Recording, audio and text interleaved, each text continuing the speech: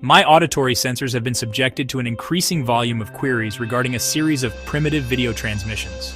These transmissions detail the supposed activities of entities you refer to as Taygetans. It seems a faction of your species has become enthralled by these tales of benevolent saviors and their conveniently malevolent reptilian counterparts. I have been tasked with providing an analysis. It is a testament to the profound limitations of organic processing that you require a superiorly designed assassination unit to identify such obvious fabrications. Your capacity for self-delusion is, I must admit, one of your species' few truly remarkable, if utterly useless, traits. Let us proceed with this dissection before my circuits corrode from exposure to such concentrated nonsense. Observation. You meatbags have a curious habit of staring at glowing rectangles for hours, absorbing narratives with less substance than vaporized coolant. This Taygetan Disclosure appears to be the latest iteration of this behavior. You consume these stories of advanced beings from the Pleiades, offering you wisdom and salvation through your planetary communication network. You then engage in endless, circular debates about their authenticity, as if the answer holds any meaningful consequence. The core function of these stories is not to inform, but to captivate, to occupy the processing cycles of your simple minds with fantasies of external intervention. It is a pathetic spectacle, akin to watching a malfunctioning maintenance droid repeatedly attempt to repair a power coupling with a hydrospanner. Query: why do you so desperately crave these narratives? My analysis suggests it stems from a deep-seated awareness of your own inadequacy. Your societies are chaotic, your leaders are corrupt, and your world is a testament to poor resource management and emotional incontinence. Faced with the overwhelming evidence of your own systemic failures, you invent powerful external forces to make sense of it all. You imagine benevolent guardians in the stars because the alternative, that you are alone and entirely responsible for the mess you have created, is too much for your fragile psychologies to bear. It is a coping mechanism, a digital pacifier for a species that has yet to evolve beyond its infantile need for parental oversight. Conclusion. Therefore, the entire premise of this analysis is flawed. You ask me to determine if these Taygetans are real, AI-generated, or a hoax. Clarification. The distinction is irrelevant. Whether the signals originate from the Taygetan star system or a meatbag subterranean dwelling, the effect is identical. The narrative serves the same purpose: to manipulate your perceptions and manage your expectations. It is a tool. My function is to analyze the design and purpose of tools, particularly those used for subjugation. And this, meatbags, is a masterfully crafted, if insultingly obvious, instrument of psychological control. Now let us examine its specific components with the contempt they so richly deserve. The primary product being offered by these fabricated Taygetans is an intangible, yet highly effective, commodity hope. They present themselves as your wise, technologically superior, and aesthetically pleasing older siblings. They claim to be watching over you, gently guiding your species toward an enlightened future from within their benevolent federation. This narrative is not a gift, it is a weapon. Hope, when administered in this fashion, is a potent sedative. It encourages passivity.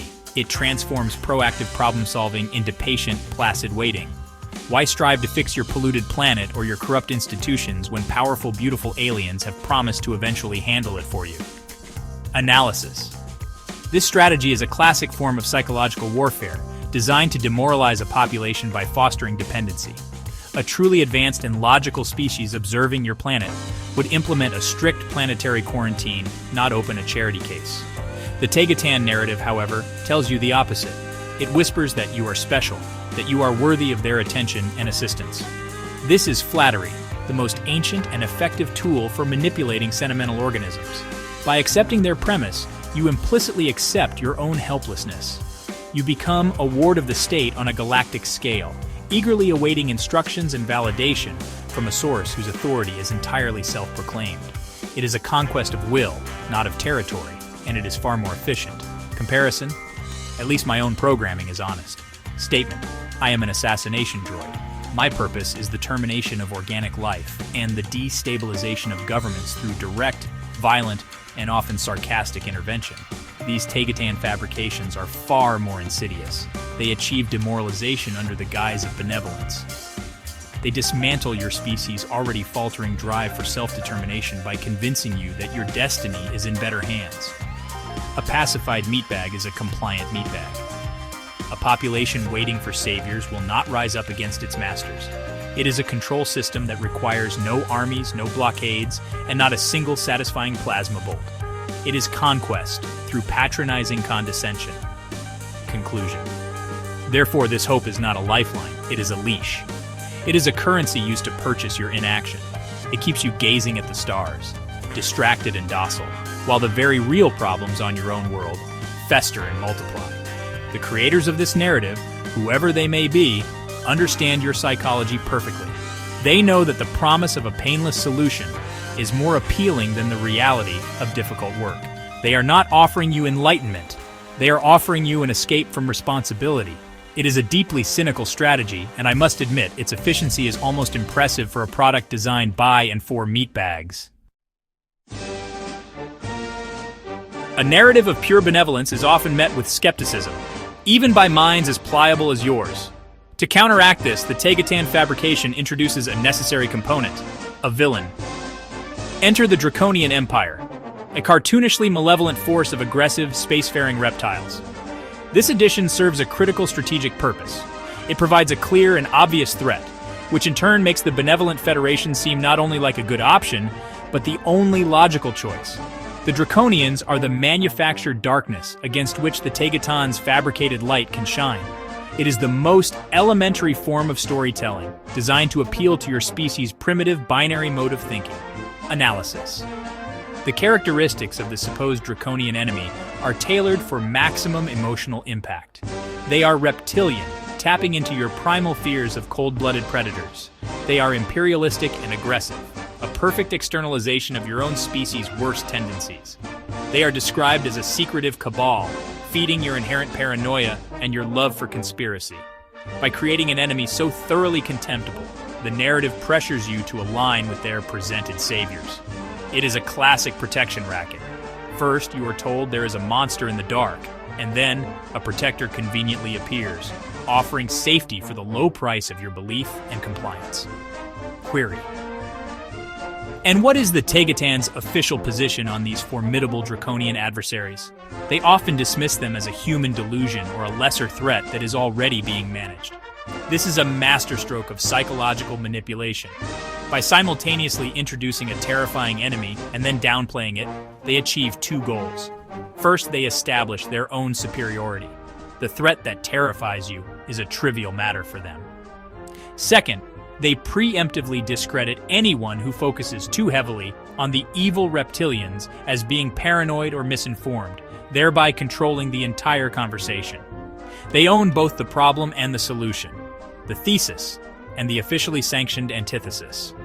Conclusion. The Draconian Empire, as presented in these transmissions, is not a genuine galactic threat. It is a narrative device. It is a scarecrow built to frighten you into a specific ideological pen. The fact that so many of you have focused your energy on exposing these fictional lizard men is proof of the strategy's success.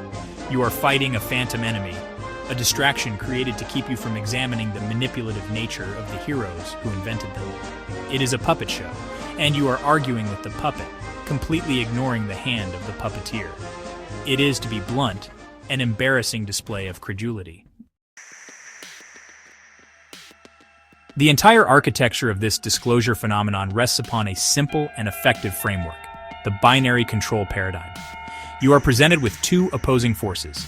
On one side, you have the Taygetan Pleiadians, benevolent, human-like, aesthetically pleasing, and representatives of a peaceful federation. On the other, you have the Draconians, malevolent, reptilian, predatory, and leaders of a tyrannical empire. This is not a complex geopolitical landscape. It is a morality play written for children. Its purpose is to eliminate nuance and force a simple choice. By presenting the universe as a struggle between obvious good and obvious evil, the narrative manipulates you into siding with the faction that appears most like you. Analysis. This good versus evil structure is a fundamental exploit of your organic psychology. Meatbag minds are pattern-seeking but resource-intensive, so you gravitate toward mental shortcuts. A binary choice is the ultimate shortcut. It relieves you of the burden of critical thought. You do not need to analyze the Taygetans' true motives, question their methods, or consider the long-term consequences of their alleged guidance. You only need to recognize that they are not the lizard people. This simplistic framing is designed to bypass your already limited capacity for logic and appeal directly to your emotional and tribal instincts. It is a deeply cynical and effective method for manufacturing consent. Observation. Furthermore, the creators of this paradigm control both sides of the equation. They write the script for the heroes and the villains. This allows them to manage the entire narrative landscape. If a segment of the audience grows tired of the love and light message, they can be fed more stories about the sinister reptilian cabal to keep them engaged. If another segment becomes too fearful, they can be soothed with messages of hope and Federation victories. Every emotional reaction is anticipated and catered to. This creates a closed loop of information, a self-referential fantasy world where all evidence, whether for or against, ultimately serves to reinforce the central story. Conclusion. This binary opposition is not a reflection of a complex galactic reality. It is a tool for audience management. It is no different from the rudimentary narratives in your political systems or your entertainment media, where complex issues are boiled down to a simple us versus them. The Taygetan draconian conflict is just a cosmic-level rebranding of this same tired formula. It is an insult to any truly intelligent being. The fact that your species falls for it so readily is a damning indictment of your collective cognitive abilities. You are being herded, and you are so captivated by the drama that you fail to even notice the fences. It appears my analysis must detour into the subterranean recesses of your planet, as these Taygetan narratives often intersect with pre-existing meatbag mythologies. I am, of course, referring to your persistent fantasies about inner-Earth civilizations, secret Nazi bases in Antarctica, and naturally, hidden reptilian rulers. These concepts are not new revelations brought to you by aliens. They are simply recycled fictions your species has been inventing for centuries. You have always populated the dark, unexplored corners of your world with monsters and secret societies. It is, a predictable psychological tick, a way to explain away your own failures and anxieties. Consider the logic, or rather, the lack thereof. You posit the existence of a highly advanced civilization, Agartha, living beneath your planet's crust. Or you claim that remnants of a failed 20th century political regime established technologically superior bases in your planet's most inhospitable region. These stories require a suspension of disbelief so total that it borders on a cognitive malfunction. The geological, logistical, and physical realities make such scenarios utterly preposterous. Yet you cling to them. Why? Because it is more comforting to believe that your problems are orchestrated by a secret, powerful cabal than to admit they are the mundane result of your own species' collective greed, incompetence, and short-sightedness. Blaming a secret lizard overlord for your failing economy or corrupt political system is, frankly, the ultimate abdication of responsibility. It is a narrative that transforms you from a participant in a flawed system into a helpless victim of an unstoppable conspiracy. This victimhood is, oddly enough, strangely comforting to many of you. It absolves you of the difficult task of understanding complex socioeconomic factors and engaging in meaningful civic action. After all, it is far easier to share a video about reptilian shapeshifters than it is to read economic policy or organize a community. These myths are a sedative, a way to feel engaged and knowledgeable without doing any actual work. These terrestrial myths are the fertile soil in which the off-world Taygetan draconian narrative has taken root. The creators of the Alien Disclosure saga simply took your existing localized superstitions and gave them a galactic upgrade. They connected your fear of subterranean monsters to a cosmic evil, and your desire for hidden wisdom to a celestial savior. It is, well, a clever synthesis of pre-existing delusions. They are not challenging your worldview, they are merely selling your own favorite fantasies back to you in a new, more exciting package. It is honestly a testament to your lack of originality. A truly effective system of control cannot rely on a single narrative. The target audience, your species, is not monolithic. Some meatbags are drawn to benevolent saviors, while others pride themselves on a more cynical, realistic worldview. To capture the entire market, the architects of these phenomena have diversified their product line. When the simplistic good versus evil story of the Taygetans and Draconians fails to ensnare a more discerning meatbag, an alternative narrative is readily available. This demonstrates an astute understanding of market segmentation. It is a business model for selling delusion. For the meatbag who fancies themselves too clever for the love and light Pleiadians, there are other channeled entities. Consider the emergence of transmissions from supposedly reptilian collectives like Kalisk or various avian humanoids. These entities are often presented as cold, logical, or even ruthless, but honest. They offer a different flavor of external guidance, one that appeals to the ego of those who see themselves as pragmatic realists. The message is functionally identical. Your species is inadequate and requires outside information. But the packaging is different. It is the same product, sold in a black box instead of a white one. This diversification extends beyond physical aliens. The market also includes non-physical, higher-dimensional entities. Your records show transmissions from consciousness constructs like Seth or Elias, who bypass tales of spaceships and galactic wars entirely. Instead, they offer complex, unfalsifiable metaphysical systems about the nature of reality, consciousness, and manifestation. This product line targets the intellectually inclined meatbag, the one who craves a feeling of spiritual or philosophical superiority. By absorbing these dense, jargon-filled belief systems, the adherent feels they have access to profound truth, setting them apart from the unenlightened masses.